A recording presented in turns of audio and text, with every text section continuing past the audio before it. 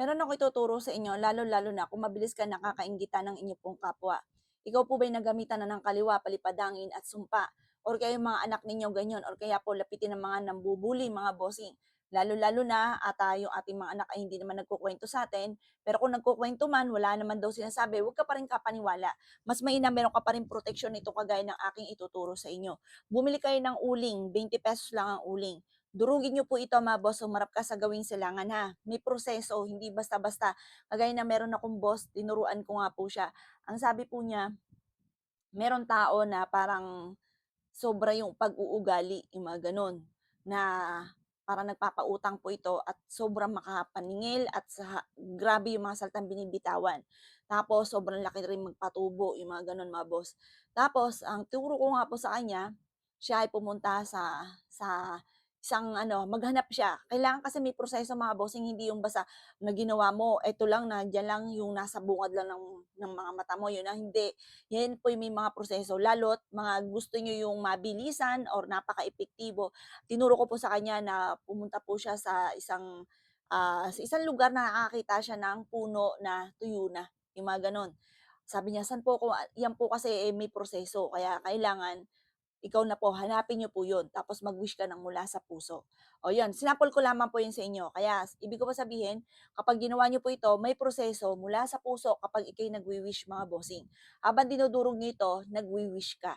Tapos haluan niyo ito ng asin, ordinaryong asin, okay na po yan. Durugin niyo siyang mabuti.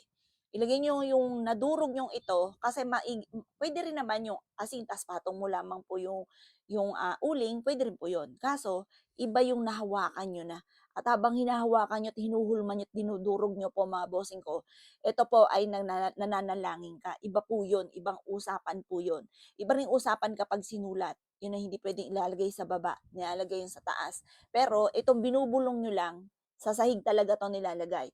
Ilalagay niyo po ito sa harapan ng bahay ninyo or kaya po sa gilid ng main door po ninyo para may proteksyon. Malayo ka sa anumang kapamakan or kung ano man po yung mga pagsubok na maaaring pagdaanan ay hindi niyo pagdaanan mga bossing. Or lalo na po kung apple of the eye ka ng mga inggitera, mabilis ka nakakainggitan, nachichismis, yung mga ganon.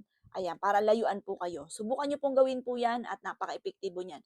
Kapag gumawa ka ng ganyan, i-share niyo lang yung ating video kaysa ipagsabi mo na gumawa ka. Kasi hindi nagkakatotoo kapag po, halimbawa, kayo po ay gumagawa na pinagsasabi niyo. Or nagkakatotoo, matagal bago magkatotoo. Kasi may mga kontrabida po diyan, eh. Malay niyo may naiinggit sa inyo, nalaman niya na ganyan, sinabi niyo na, "Uy Mare, ganyan, gumagawa akong ganito."